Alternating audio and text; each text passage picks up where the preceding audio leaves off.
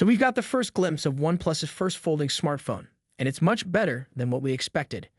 It could be the first true competitor to Samsung's Z Fold lineup. You see, Samsung has already released several folding phones. They will soon be releasing the Galaxy Z Fold 5, which will be their 5th generation.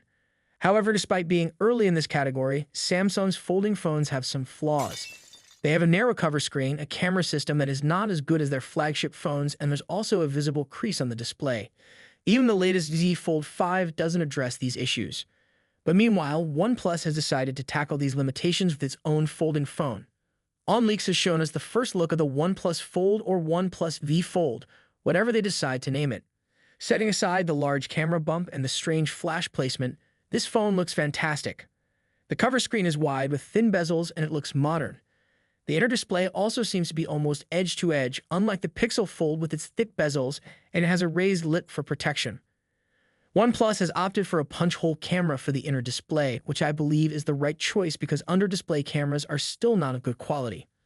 On the sides, OnePlus has kept the alert slider, which is great. Interestingly, the hinge looks slimmer.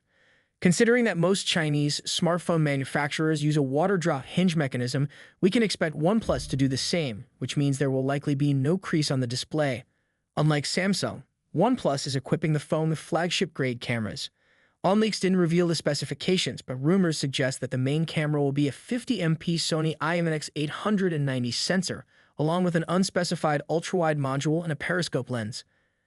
Other specifications of the device include a 4800 mAh battery, the Snapdragon 8 Plus Gen 2 chip, and the phone might support fast charging of up to 100 W.